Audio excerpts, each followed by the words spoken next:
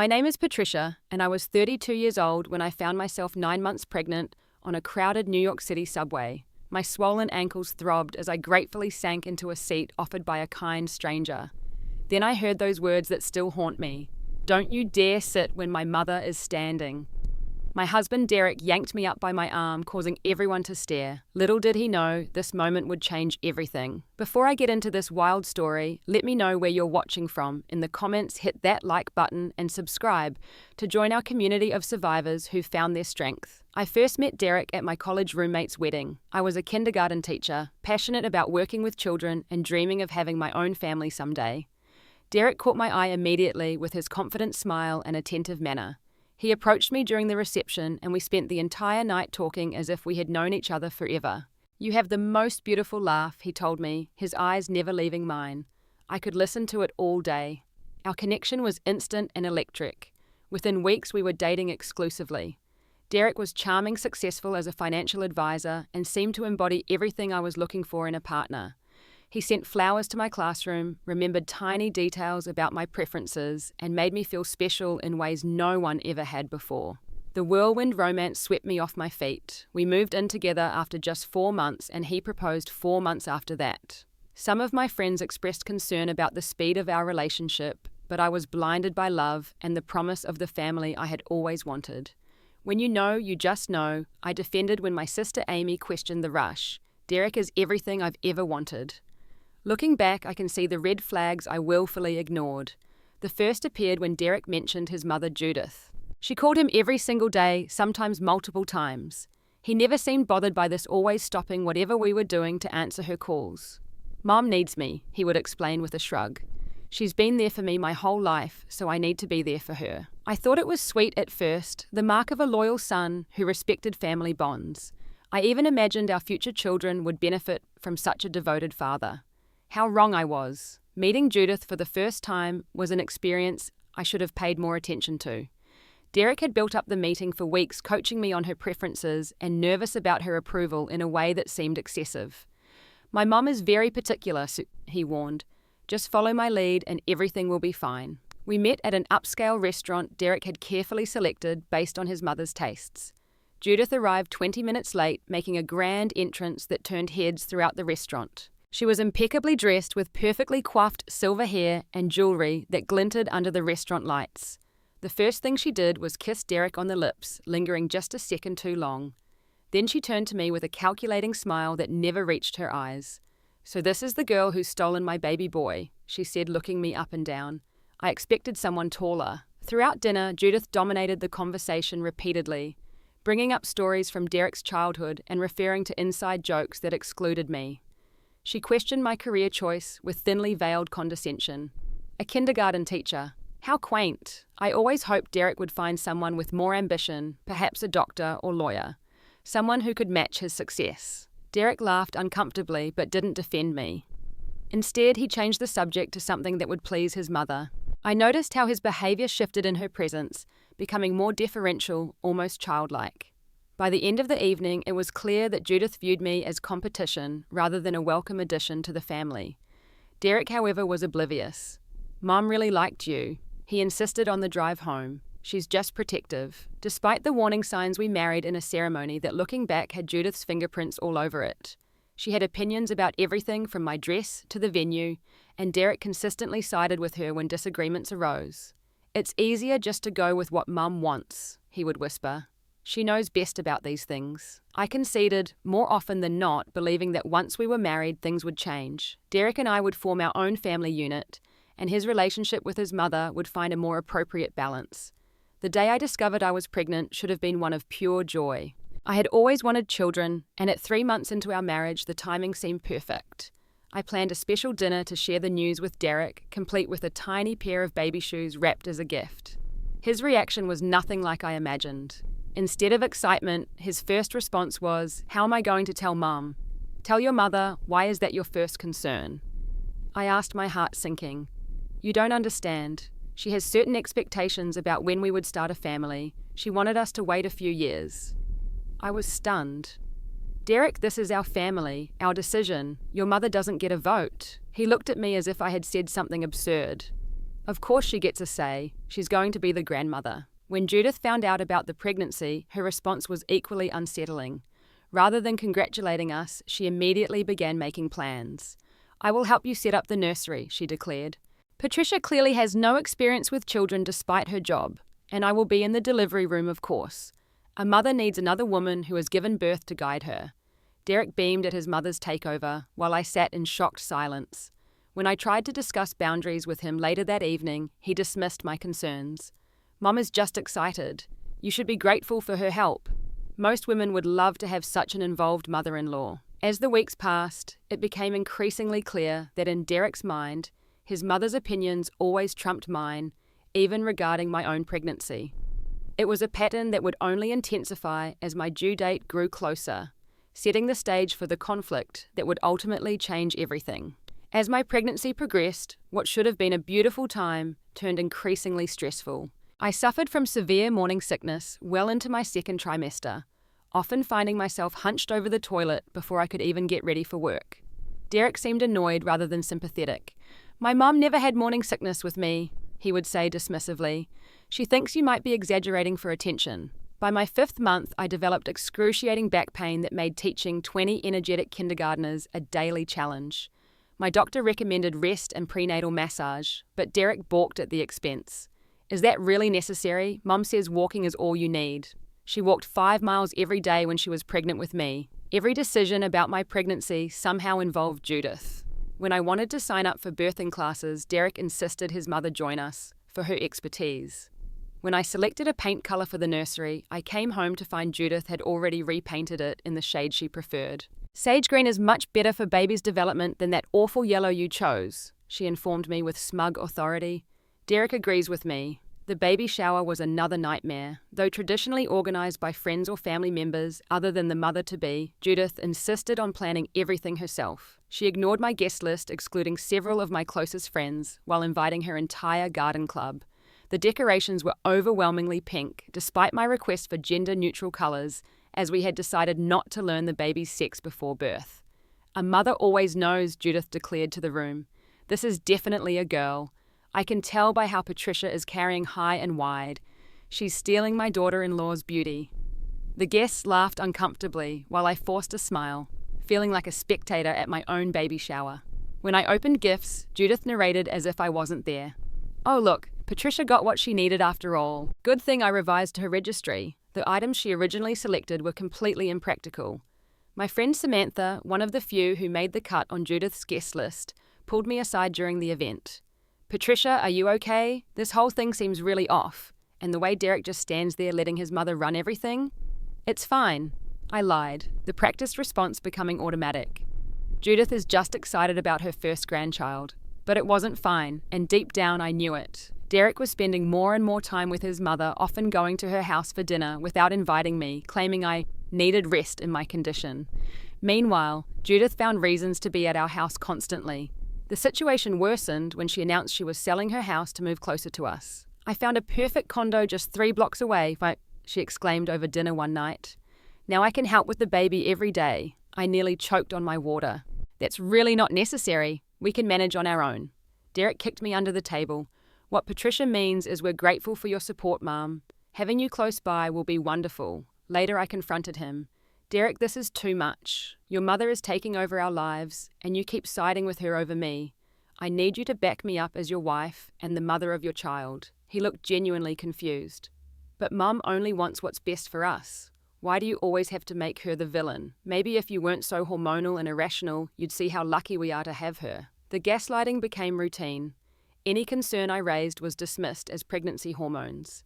Any boundary I tried to establish was labelled as selfish. I began to doubt myself, wondering if I was indeed being unreasonable. The final straw came when I arrived home early from work, nauseated and exhausted, to find Judith in our bedroom going through my personal items. She had a key. Derek had given his mother a key to our home without telling me. "What are you doing in our bedroom?" I asked, my voice shaking with anger and disbelief.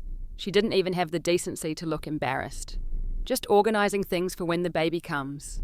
Your closet is a disaster and you'll need space for nursing clothes." Derek asked me to help. When confronted, Derek defended his decision. "Mom needed a key for emergencies. What if you fall and can't reach the phone? What if you go into labor early and I'm not home? That's what neighbors are for, or friends, or calling 911, not your mother having unlimited access to our private space. His expression hardened. This is my house too, and I want my mother to have a key. End of discussion. As my due date approached, I felt increasingly isolated. My friends had started avoiding our home because of Judith's constant presence. My parents, who lived across the country, expressed concern during our phone calls, but didn't want to interfere. Derek spent more evenings with his mother than with me, claiming they were preparing surprises for the baby. I found myself crying alone in our nursery, a room that no longer reflected any of my choices or dreams for our child. The walls were Judith's chosen colour, the furniture arranged to her specifications, even the baby clothes organised according to her system. I felt like a surrogate carrying a child that in their minds belonged more to them than to me. At my 36-week appointment, Judith insisted on coming along, positioning herself between me and Derek in the examination room. I have some questions for the doctor, she announced, pulling out a list. I've been reading about induction options, and I think we should schedule one for exactly 39 weeks. That would work best with my calendar. The doctor, to her credit, looked directly at me. Patricia, how do you feel about that? It's your body and your baby. Before I could answer, Judith jumped in. She's a first-time mother. She doesn't know what's best. When I had Derek... Mrs. Wilson, the doctor interrupted firmly, I need to hear from my patient. I felt a surge of gratitude for this small acknowledgement of my agency. I'd prefer to let labour begin naturally unless there's a medical reason for induction. Judith scoffed audibly, while Derek looked uncomfortable, caught between us. After the appointment in the parking lot, Judith berated me. How dare you contradict me in front of the doctor? I have experience you can't possibly understand. Derek, tell her. Derek shuffled his feet, looking everywhere but at me. Mom does know a lot about these things, Patricia. Maybe we should consider what she's saying. I got into the car and slammed the door, too angry for words. This pattern continued for weeks, with every decision about my body and my baby becoming a battleground where I was consistently outvoted 2-1. By the time I reached 9 months, I was physically uncomfortable, emotionally drained, and increasingly afraid of what motherhood would look like with Derek and Judith as my partners. Little did I know that a simple subway ride would bring everything to a breaking point and force me to make the hardest decision of my life. The day that changed everything started like many others, with Judith inserting herself into our plans. I had a final prenatal checkup scheduled, followed by shopping for last-minute nursery items. Derek had promised it would be just the two of us, a rare opportunity for us to connect before the baby arrived. I thought we could have lunch after the appointment. I suggested hopefully as we got ready that morning. There's that little Italian place near the doctor's office. Derek smiled, the first genuine smile I'd seen from him in weeks. That sounds nice. It's been a while since we had time alone together. My heart lifted slightly. Maybe he was finally recognizing how strained our relationship had become. Maybe today would be a turning point. That hope was shattered when we stepped outside our apartment building to find Judith waiting by Derek's car. Surprise, she called out, waving enthusiastically. I thought I'd join you two today. You'll need an experienced opinion on baby items, Patricia. First-time mothers always choose the wrong things. My heart sank as Derek's face lit up. Mom, what perfect timing. I pulled him aside while Judith adjusted her makeup in her compact mirror. You promised it would be just us today, I whispered urgently. Please, Derek, I need some time with my husband. His expression hardened. Don't start this again. Mom is trying to help. Besides, she's already here. What do you want me to do? Send her home? Yes, actually. That's exactly what I want. Derek shook his head, disappointment evident in his eyes. You're being selfish as usual. Mom is family too. The trip to the doctor's office was tense. Judith dominated the conversation from the back seat, outlining her plans for the day, including stores I hadn't agreed to visit. My doctor's appointment went much the same as previous ones, with Judith attempting to answer questions directed at me and the doctor gently but firmly redirecting to get my input. By the time we finished at the medical centre, my feet and back were already throbbing. The baby had dropped lower in preparation for birth, creating intense pressure with every step. Still, Judith insisted we continue with her shopping agenda. We need to get to Luxury Baby before their sale ends at 3, she declared, checking her watch. Then we have appointments at the monogram shop and the photographer I booked for newborn photos. I didn't agree to newborn photos, I said, fatigue evident in my voice. And I really need to rest before we do more shopping. Judith rolled her eyes dramatically. When I was pregnant with Derek, I painted the entire house the day before I went into labour. A little walking will do you good. Right, Derek? Mum's right, Patricia. Exercise is healthy for you and the baby. I bit back tears of frustration. 3 hours later, after being dragged through 2 baby boutiques where Judith purchased items I explicitly said I didn't want, my body was screaming in protest. My ankles had swollen so badly my shoes cut into my skin, and I could feel the beginnings of a tension headache forming at my temples. I need to sit down, I finally said as we exited the second store. And I need water. I'm feeling lightheaded. Derek looked concerned for a moment, then glanced at his mother, who sighed dramatically. Fine, but we're running behind schedule now. We'll have to take the subway to make our next appointment on time. The subway station was crowded with afternoon commuters. As we descended the stairs, I had to stop every few steps, gripping the railing as waves of discomfort washed over me. Neither Derek nor Judith slowed their pace, forcing me to hurry to catch up despite my condition. The platform was packed with people, the summer heat making the underground space stifling. I leaned against a pillar, trying to take the weight off my aching feet while we waited. When the train arrived, it was already crowded. We squeezed on, and I found myself standing pressed between strangers with nothing to hold on to as the train lurched into motion. After 2 stops, I felt myself growing faint. Black spots danced in my vision, and I gripped a nearby pole, focusing on my breathing. A middle-aged man seated nearby noticed my condition. "Ma'am, please take my seat," he offered, standing immediately. "You look like you're about to deliver any minute." "Thank you so much," I said gratefully, lowering myself into the vacated seat with relief. For a blissful moment, I closed my eyes, the pressure on my back and feet temporarily alleviated. Then I heard Judith's voice cutting through the rumble of the train. "Well, this is uncomfortable, standing at my age while others sit." I opened my eyes to see her staring pointedly at me, her lips pursed in disapproval. Several other passengers glanced away, awkwardly sensing the tension. One woman offered Judith her seat, but she shook her head. No, I couldn't possibly. Not when my own family doesn't seem concerned about my comfort." Derek's face flushed with what I initially thought was embarrassment, but quickly recognized as anger. His eyes darted between his seated pregnant wife and his standing mother. I could see the internal struggle, the moment of decision that would reveal his true priorities. What happened next occurred so quickly I barely had time to process it. Derek lunged forward, grabbed my arm roughly, and yanked me to my feet with such force that I stumbled against another passenger. "Don't you dare sit when my mother is standing," he shouted, his face contorted with rage. The entire subway car went silent. Dozens of wide eyes stared at us, at this man who had just forcibly removed his heavily pregnant wife from a seat. My arm throbbed where his fingers had dug in, and tears of pain and humiliation sprang to my eyes. "Derek, please," I whispered, acutely aware of the public scene. "You're hurting me." "Sit down, Judith," he commanded, ignoring my plea. His mother complied immediately, a small, satisfied smile playing on her lips as she took the seat that moments ago had been mine. I stood there swaying with the motion of the train, one hand clutching a pole for support, the other instinctively cradling my belly, as if to protect my baby from the hostility around us. The silence in the car was deafening until a young woman in scrubs stood up abruptly. "Are you kidding me right now?" she said loudly, addressing Derek. "You just yanked a pregnant woman out of her seat for your mother. What kind of man does that?" Derek puffed up defensively.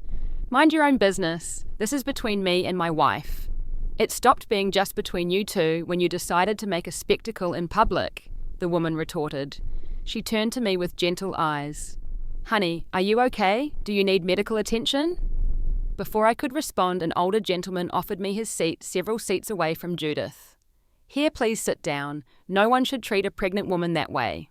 The kindness of strangers made my tears flow freely. I accepted the seat with a murmured thank you, avoiding eye contact with Derek, who now stood rigid with anger, his mother clutching his arm and whispering in his ear. The rest of the subway ride passed in tense silence, with occasional concerned glances from other passengers. When we reached our stop, I struggled to my feet, still lightheaded. The woman in scrubs approached me as we exited. "Here's my card," she said quietly, pressing a business card into my palm. "I'm a nurse. If you need help or just someone to talk to, please call me. What happened wasn't okay." I nodded gratefully, quickly tucking the card into my pocket before Derek could see. As we ascended to street level, the reality of what had just occurred began to sink in. My husband had physically assaulted me in public. He had chosen his mother's comfort over my health and our baby's well-being. The invisible line that I had been afraid to acknowledge had finally been crossed in the most public, humiliating way possible, and in that moment, standing on the crowded New York street with my arms still throbbing from his grip, I knew with absolute clarity that I could not bring my child into this toxic dynamic. Something had to change, and it needed to happen now before the baby arrived. We arrived home in a strained silence that seemed to stretch endlessly.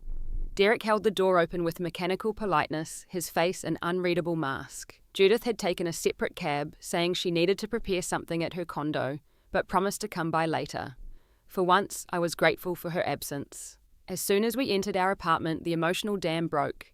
I sank onto the couch, my body shaking with suppressed sobs. "How could you do that to me?" I managed between ragged breaths. "In front of all those people. You hurt me, Derek." He stood in the middle of the living room, arms crossed defensively.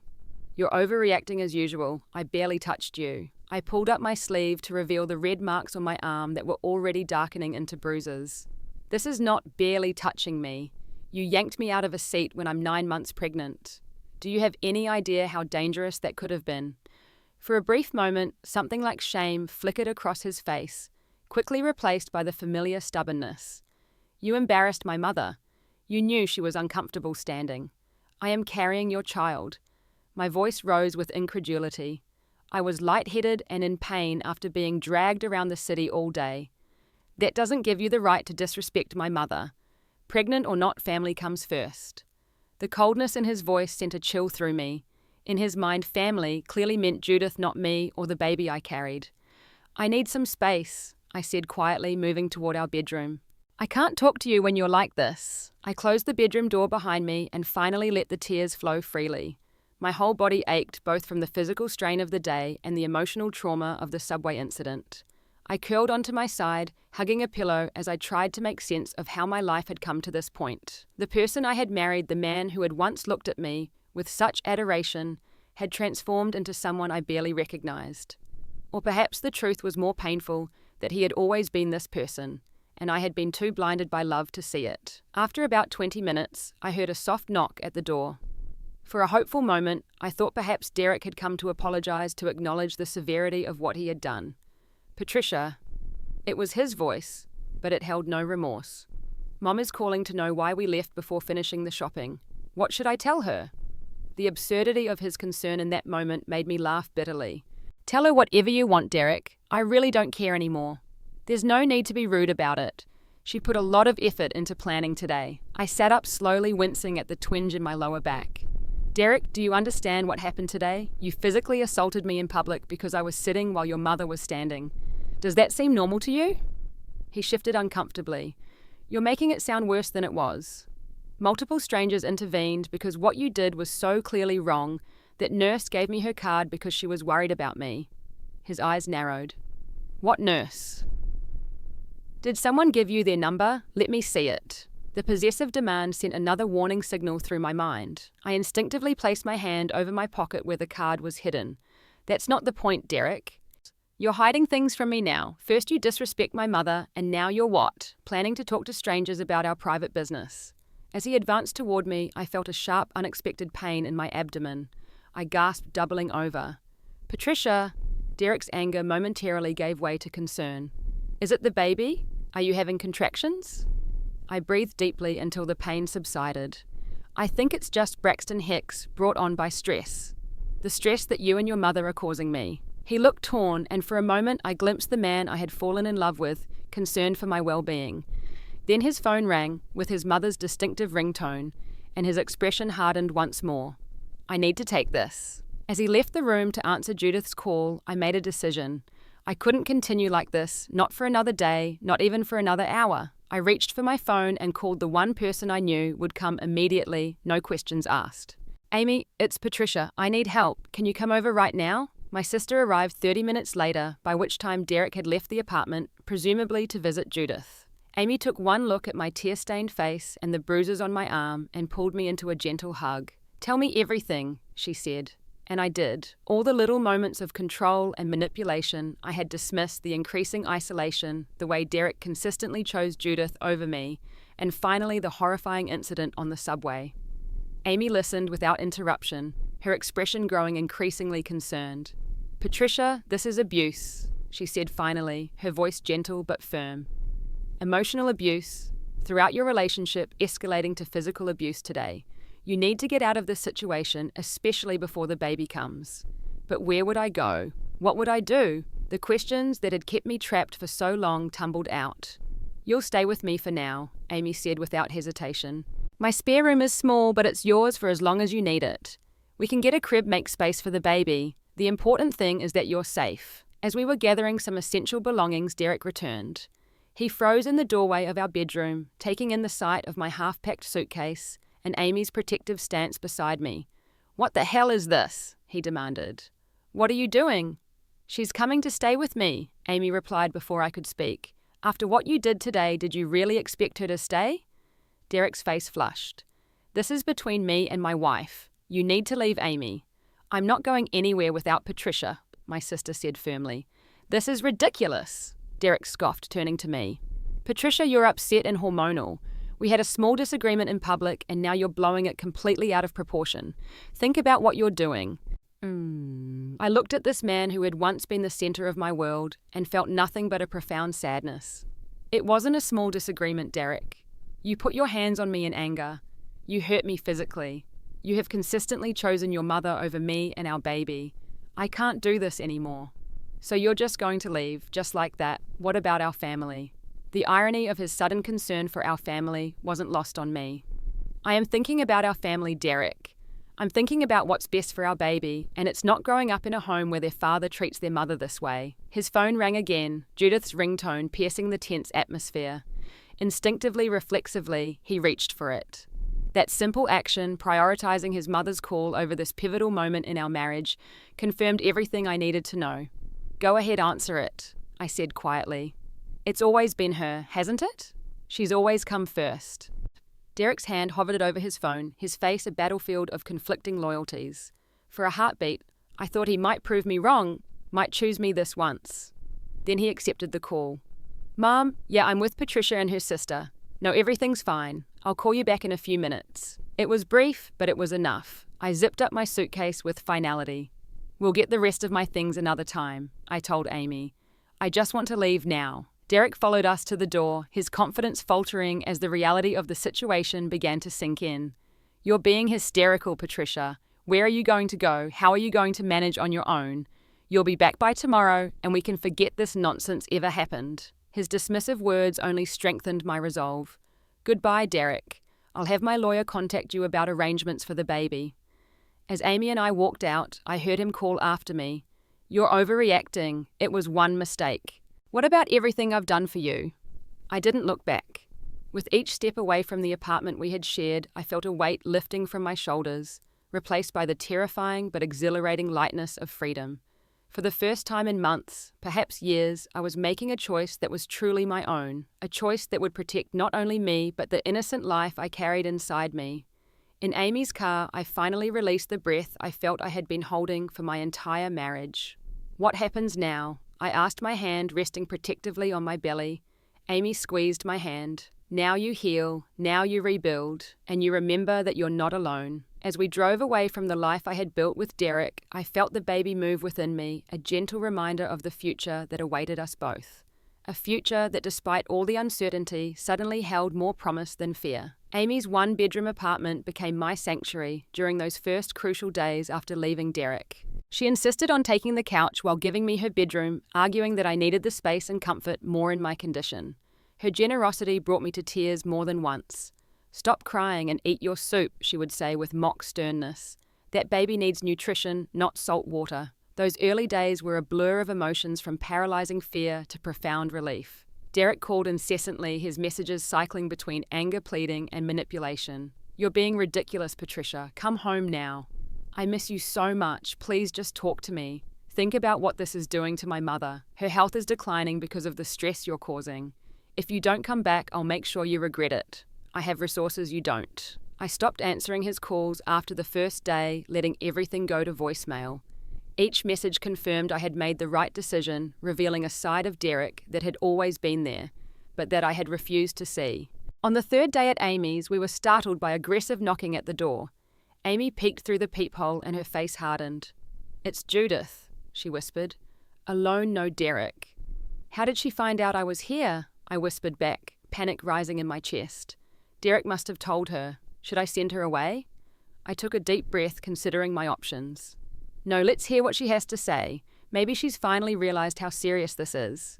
How wrong I was. When Amy opened the door, Judith burst in like a storm cloud, her eyes wild with indignation. How dare you, she spat, pointing a manicured finger at me. How dare you abandon my son when he has done nothing but provide for you? Do you have any idea what you're doing to him, to our family? I remained seated on the couch, one hand resting on my belly, determined to stay calm for the baby's sake. Hello, Judith. I'm sorry you're upset, but this is between Derek and me. Nothing is just between you and Derek, she shrieked. He is my son. Everything that affects him affects me. He has been inconsolable since your little temper tantrum. Amy stepped forward protectively. Mrs. Wilson, I'm going to have to ask you to lower your voice or leave. Patricia is 9 months pregnant and doesn't need this kind of stress. Judith whirled on Amy. And you're just as bad encouraging her to break up a family over nothing. He barely touched her. Patricia has always been oversensitive and dramatic. The casual dismissal of what Derek had done ignited something in me. He physically assaulted me in public. Judith. He left bruises on my arm. If that's nothing to you, then that explains a lot about why he thought it was acceptable behavior. Bruises, she scoffed. Show me these supposed bruises. I pulled up my sleeve to reveal the now dark purple marks where Derek's fingers had dug into my flesh. Judith barely glanced at them. That's what you're destroying a marriage over. A few little marks that will fade in a week. When I was pregnant with Derek, my husband accidentally closed my finger in the car door. Did I leave him? No, I was a devoted wife who understood that marriage takes sacrifice. Being a devoted wife doesn't mean accepting abuse, I said quietly, and I won't bring my child into a home where that's normalized. Judith's face contorted with rage. You selfish, ungrateful girl, after everything we've done for you. Do you think you can manage on your own? Derek makes all the money. Derek's name is on the apartment lease. Derek's insurance covers your medical care. You are nothing without him. Her tirade continued, growing increasingly venomous until Amy had enough. That's it.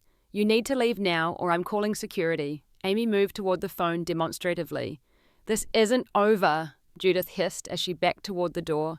Derek and I will fight you every step of the way. That baby deserves to be raised properly, not by some emotional wreck who can't appreciate a good man when she has one. After she left, I broke down completely sobbing until I could barely breathe. Amy held me through it, stroking my hair and reminding me I was safe now. She's wrong, Patricia. You are so much more than Derek's wife. You're strong, you're capable, and you're going to be an amazing mother with or without him. The next day, I scheduled an appointment with a therapist Amy had recommended who specialized in pregnancy and domestic abuse. Dr. Lawson was a warm, grandmotherly woman whose office felt more like a living room than a clinical space. What you're experiencing is sadly common, she told me after listening to my story.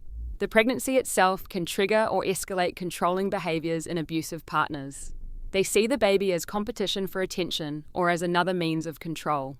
I keep asking myself how I didn't see it sooner, I confessed. How I let it get this far. Abuse rarely starts with something obvious like physical violence, she explained gently. It begins with small controlling behaviors that seem like love or concern. The isolation happens gradually. The victim's perspective becomes so warped that abnormal behaviors start to seem normal. It's like the parable of the boiling frog. The temperature rises so slowly you don't realize you're being cooked until it's almost too late. With Dr. Lawson's guidance, I began journaling about my relationship with Derek, uncovering patterns I had been blind to before, how he had gradually separated me from my friends, how he criticized small things about me until I changed them to please him, how he would give me the silent treatment when I disagreed with him until I learned it was easier to just go along with what he wanted. My parents flew in from Arizona when they heard what had happened. Their unwavering support meant everything to me. We always had concerns about Derek, but we didn't want to interfere. My mum admitted, her eyes filled with regret. We should have said something sooner. It wouldn't have mattered, I assured her. I wasn't ready to hear it then. With my support system in place, I felt strong enough to call Derek for a long overdue conversation. I put him on speakerphone with Amy and my father present, both as witnesses, and for my own peace of mind. I've missed you so much. Derek began, his voice honeyed with the charm that had once won me over. When are you coming home, sweetheart? I've been so worried about you and the baby. I'm not coming home, Derek. I'm filing for legal separation. There was a pause, then his tone changed completely. Because of one mistake, one moment when I lost my temper, is that really worth throwing away our marriage, our family? It wasn't just one moment. It was a pattern of control and emotional abuse that I refused to see until now. The incident on the subway was just the final straw. Emotional abuse, he scoffed. Now you're just using buzzwords your sister probably taught you. We had a normal marriage with normal disagreements. Normal marriages don't involve one spouse systematically isolating and controlling the other. Normal marriages don't involve a mother-in-law who has more say in decisions than the wife. So this is about my mother, isn't it? You've always been jealous of my relationship with her. I sighed, recognizing the deflection tactic. This is about us, Derek. About how you treat me. About the kind of environment I want for our child. Our child. His voice turned cold. You mean the child you're keeping from its father, the child you've kidnapped. My father, who had been silently listening, leaned toward the phone. Derek, this is James, Patricia's father. I think we all need to take a step back here. Patricia hasn't kidnapped anyone. She simply removed herself from what she felt was an unsafe situation, which is her right. With all due respect, sir, this doesn't involve you, Derek replied stiffly. When it comes to my daughter's well-being and that of my grandchild, it absolutely involves me, my father replied evenly. The conversation deteriorated from there, with Derek oscillating between pleas for reconciliation and veiled threats about custody and support. By the end, any lingering doubt about my decision had evaporated. The man I had once loved was buried too deeply beneath layers of entitlement and manipulation if he had ever truly existed at all. After consulting with a lawyer specializing in family law, I filed for legal separation the following week. The papers were delivered to Derek at his office to avoid a scene at home. His response was a barrage of texts ranging from heartbroken to furious. The final one simply read, "You'll regret this, I promise." But despite his attempts at intimidation, I felt stronger with each passing day. The baby continued to grow, kicking vigorously, as if to reassure me we were on the right path. With the help of my family, friends, and therapist, I was beginning to envision a future where both my child and I could thrive free from the shadow of Derek and Judith's toxic influence. Little did I know that the biggest challenges and the greatest opportunities for growth still lay ahead. With the initial shock of separation behind me, I realized I needed to return to the apartment to collect more of my belongings, especially items for the baby. The crib-changing table and many of the clothes and supplies we had purchased were still there. While I could replace most things if necessary, some items held sentimental value, like the handmade baby quilt my grandmother had sent from her nursing home. My lawyer advised having a witness present during any interaction with Derek, so Amy and my father accompanied me. We arranged a time when Derek said he would be there, as legally he had the right to be present while I removed items from our shared home. Remember, my lawyer had counselled take only what is clearly yours and items specifically for the baby. Anything purchased jointly or that could be disputed, leave it for now. We'll address those in the formal separation agreement. We arrived at exactly the agreed upon time. I steeled myself as I knocked on the door of what had once been my home, my heart racing with anxiety. Derek opened the door, his appearance shocking me. In the 2 weeks since I'd left, he looked like he had aged years. His eyes were bloodshot, his clothes rumpled, and he had clearly lost weight. For a brief moment, pity welled up inside me. Then I remembered the bruises on my arm, the public humiliation, the months of emotional manipulation, and my resolve hardened. "Hello, Derek," I said neutrally.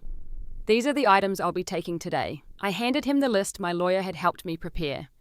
He glanced at it without really reading it. "Fine, whatever, just make it quick." We entered the apartment, and I was immediately struck by how different it felt. Judith's touch was even more evident than before, with new decorative items I didn't recognize, and furniture rearranged to her preference. The nursery, which had been my first destination, had been completely transformed. The gender-neutral yellow and grey theme I had painstakingly created was gone, replaced by an aggressively pink princess motif. Crystal lamps, ornate white furniture, and frilly bedding that was completely impractical for a newborn filled the room. On the wall hung a professional portrait of Judith, positioned so it would be the first thing the baby would see upon waking.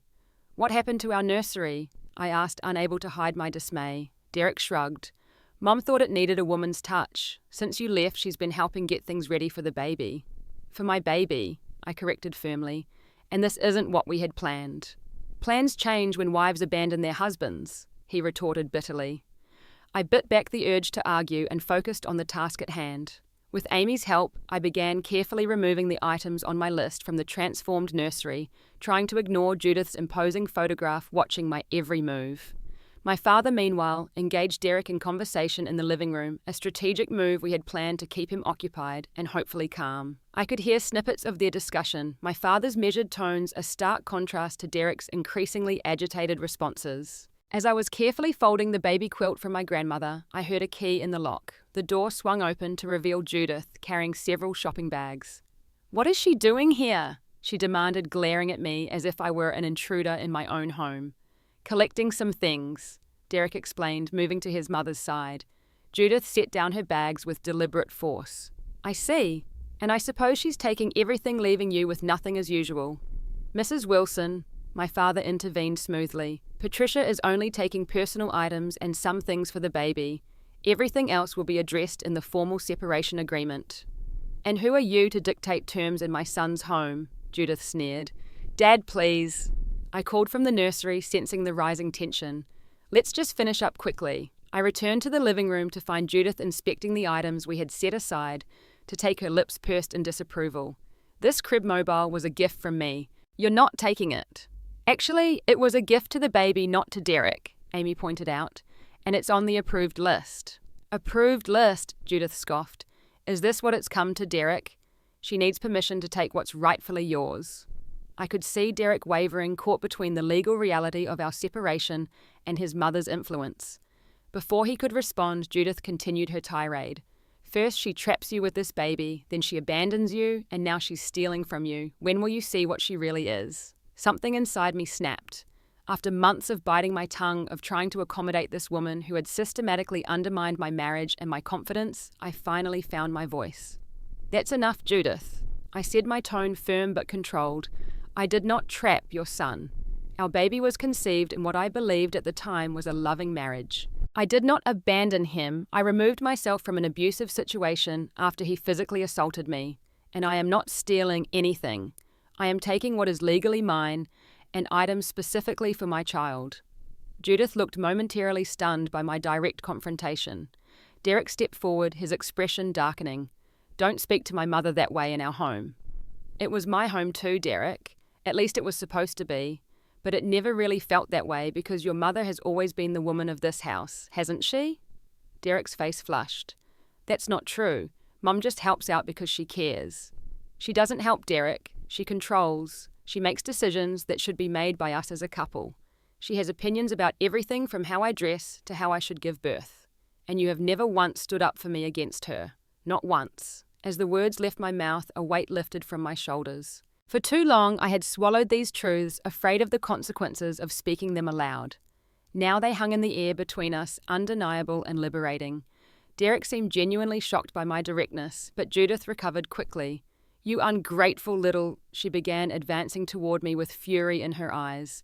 My father stepped between us.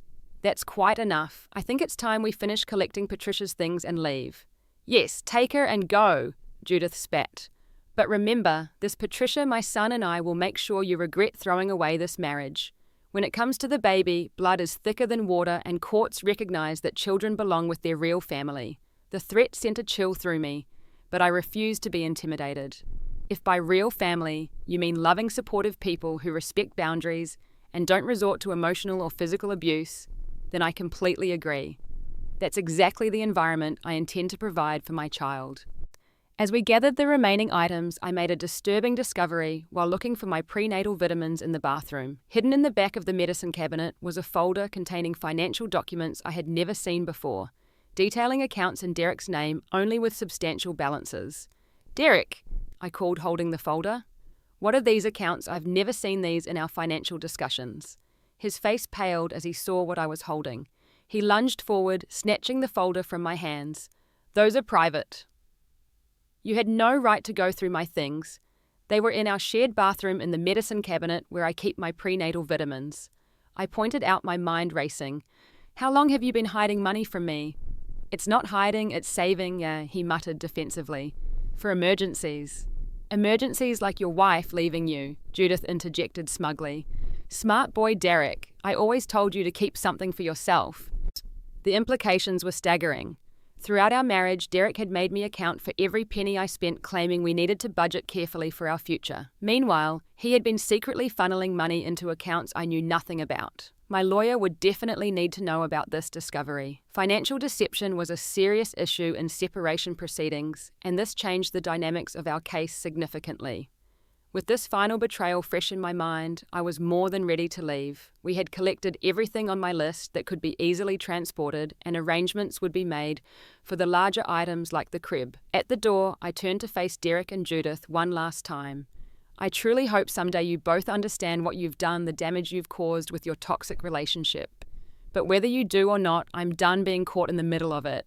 My priority now is creating a healthy environment for my child. Derek's expression flickered between anger and something that might have been regret. Patricia, wait.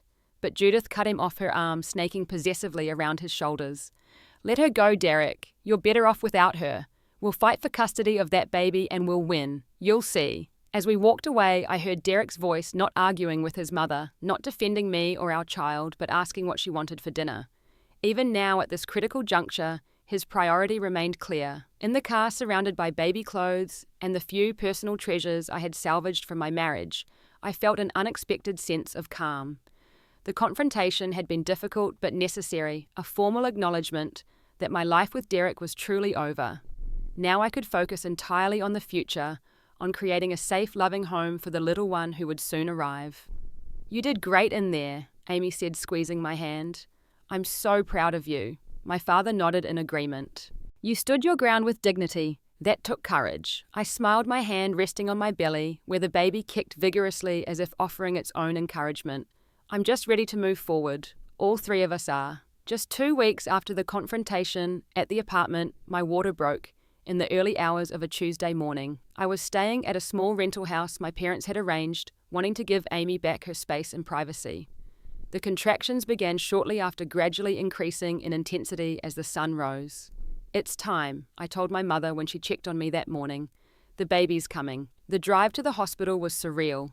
Despite all the prenatal classes and books, nothing could have prepared me for the mix of pain, excitement, and anxiety I felt knowing I was about to meet my child. My mother held my hand through each contraction, while my father drove with careful precision, checking the rearview mirror nervously every time I moaned. At the hospital, things moved quickly. My labor was progressing faster than expected for a first-time mother, the nurse informed me with a smile.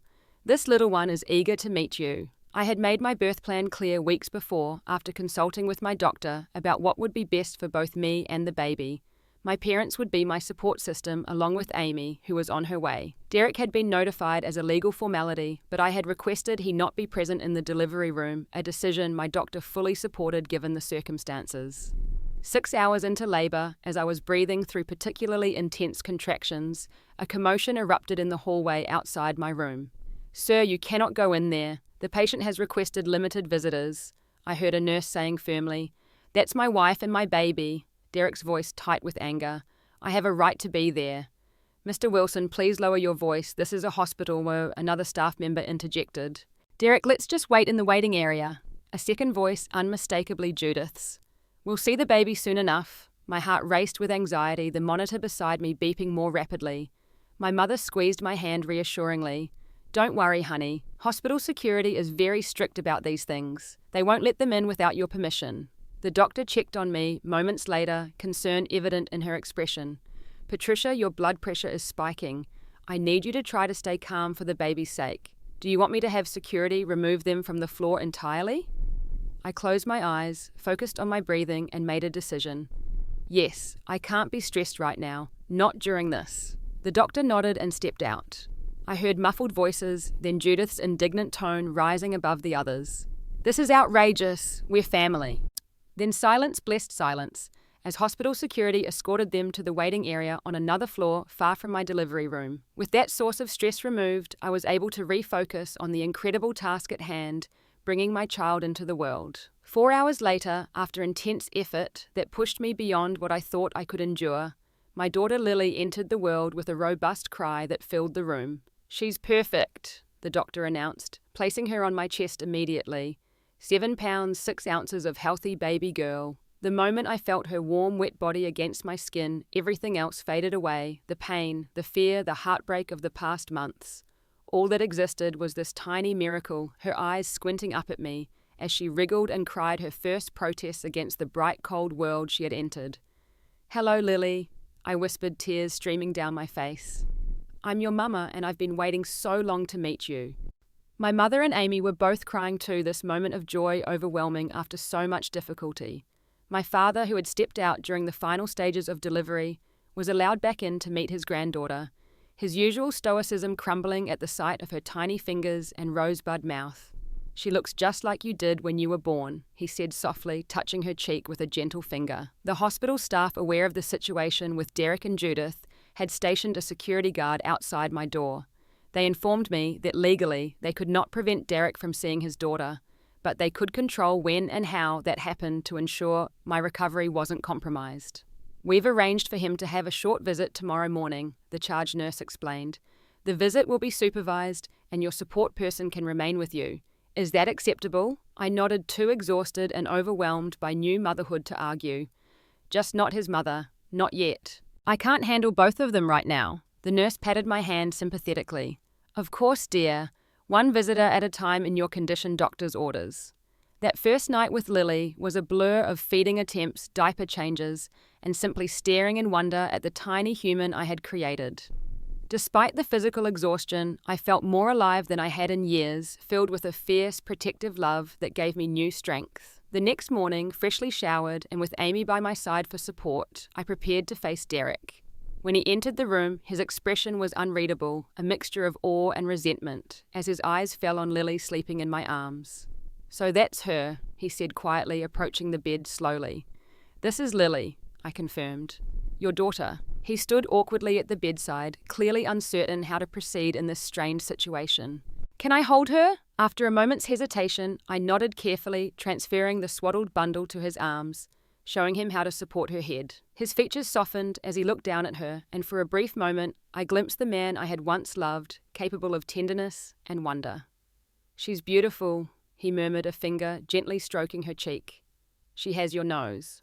But your eyes, I think," I offered, trying to maintain civility for Lily's sake. The moment of peace was short-lived. Derek's phone buzzed in his pocket, and even before he checked it, I knew who it was. His face changed, hardening back into the man who had yanked me from that subway seat. "Mum wants to know when she can come in," he said, handing Lily back to me with less care than I would have liked. "She's been waiting all night." "Not today, Bear," I said firmly. "I'm still recovering and the doctor has limited visitors." "She's the grandmother," Derek insisted, his voice rising slightly. "She has rights too." "Lower your voice, please. You'll disturb Lily," I said quietly. "And yes, Judith is her grandmother, but that doesn't give her the right to barge in when I'm less than 24 hours post-delivery. She'll meet Lily soon, but not today." Derek's jaw tightened. "This is just like you always making yourself the victim, keeping my family away." Amy stepped forward. "I think it's time for you to go, Derek. Patricia needs rest." He looked like he wanted to argue, but a nurse appeared in the doorway, alerted by the monitoring station that my heart rate had increased. "Everything okay in here?" "Mr. Wilson was just leaving," Amy said pointedly. With a last glance at Lily, Derek stalked out. Through the partially open door, I could hear Judith's demanding questions and his angry responses. The nurse closed the door firmly, shutting out their voices. "You did well," Amy said, squeezing my shoulder. "Setting boundaries right from the start is important." I nodded, gazing down at Lily, who had slept through her first parental confrontation. "It's not about me anymore. Every decision, every boundary, it's all for her now." 2 days later, we were discharged from the hospital. My parents had set up the nursery in my rental house, using the items we'd retrieved from the apartment and adding new touches that made it feel like a fresh start. A mobile of stars and moons hung above the crib, peaceful and serene, replacing the gaudy princess chandelier Judith had selected. Those first weeks of motherhood were a profound mixture of joy, exhaustion, and adjustment. Lily was a good baby, generally content, but with definite opinions about when she should be fed, changed, or held. I discovered strengths I never knew I possessed, functioning on minimal sleep while learning to interpret her different cries and needs. Throughout this time, Derek made sporadic attempts to be involved, sometimes appearing genuinely interested in Lily's development, other times clearly going through the motions to establish a record of participation for the upcoming custody hearings. Judith remained a problematic presence, constantly pushing boundaries and attempting to take over whenever she was allowed to visit. "She's holding the bottle wrong," Judith criticised during one supervised visit. "The angle is all wrong. Let me do it." "No, thank you," I replied calmly. "The lactation consultant showed me this technique and it's working well for us." "Well, when I have her at my house, I'll do it properly," Judith sniffed. "You won't have her at your house unsupervised," I stated firmly. "Not until she's much older and only if a court orders it." This sparked a fresh round of threats and accusations, with Derek once again failing to moderate his mother's behaviour or stand up for his daughter's well-being. When Lily was 2 months old, we had our first court hearing regarding custody and support. My lawyer had built a strong case, including documentation of Derek's financial deception and testimony from witnesses to the subway incident. Derek's lawyer, an expensive shark-like woman whom I suspected Judith had selected, attempted to paint me as emotionally unstable and financially incapable of providing for Lily. The judge, a no-nonsense woman in her 60s, seemed unimpressed by these tactics. "Mr. Wilson, the court has serious concerns about the incident described by multiple witnesses where you physically removed your 9 months pregnant wife from a seat on public transportation. Can you explain your actions?" Derek shifted uncomfortably. "It was a momentary lapse in judgment, Your Honour. I was concerned about my elderly mother having to stand." The judge peered at him over her reading glasses. "Your mother is how old, Phil? 62, Your Honour. Take. And she has no mobility issues or health conditions that would make standing on a subway dangerous." "No, Your Honour, but yeah, thank you, that's sufficient." The judge made a note before continuing. "And regarding these previously undisclosed financial accounts, what explanation do you offer?" Derek's lawyer attempted to intervene, but the judge waved her off. "I'd like to hear from Mr. Wilson directly." Red-faced Derek mumbled, "They were personal savings, Your Honour, for emergencies." "I see. Emergencies that apparently your wife and child weren't meant to benefit from." By the end of the hearing, the judge had issued a temporary order granting me primary physical custody with Derek allowed supervised visitation twice per week. Child support was set at a level that reflected his true financial status, not just the income he had previously disclosed. Judith was permitted to attend visitations only when specifically invited by me, a stipulation that sent her storming out of the courtroom before proceedings even concluded. It wasn't a complete victory, as the judge made clear that a more permanent arrangement would be determined after further evaluation, but it was a significant first step toward the stable, peaceful life I wanted for Lily. As we left the courthouse, my lawyer squeezed my arm encouragingly. "You did well in there, Patricia. Standing your ground while remaining reasonable and child-focused impressed the judge. Keep documenting everything and we'll be in good shape for the final hearing." In the months that followed, I found strength in unexpected places. I joined a support group for single mothers where women in similar situations shared their challenges and triumphs. I reconnected with colleagues from my teaching job, many of whom had been deliberately distanced during my marriage due to Derek's subtle isolation tactics. Most importantly, I began to rebuild my sense of self, rediscovering the confident, capable woman who had been slowly erased during my relationship with Derek. 1 year after leaving Derek, Lily celebrated her first birthday with a small party in our new home, a modest but cheerful apartment I had secured with my earnings from the part-time teaching position I had resumed. Derek attended without Judith, a small victory in the ongoing boundary-setting process. He brought an extravagant gift that was clearly his mother's choice, but also surprisingly a handmade card that showed perhaps the first genuine effort to connect with his daughter as an individual. As I watched Lily smear cake on her face surrounded by people who truly loved and supported us, I realized how far we had both come from that terrible day on the subway. The journey had been painful, the challenges ongoing, but the joy and peace we had found made every difficult step worthwhile. That night, after all the guests had gone, and Lily was asleep in her crib, I sat on my small balcony, looking at the stars, reflecting on the lessons of the past 2 years. I had learned that true love never demands submission or disrespect. I had discovered that standing up for yourself isn't selfish, it's necessary. And most importantly, I had found that sometimes the bravest thing you can do is walk away from what's hurting you, even when staying seems easier.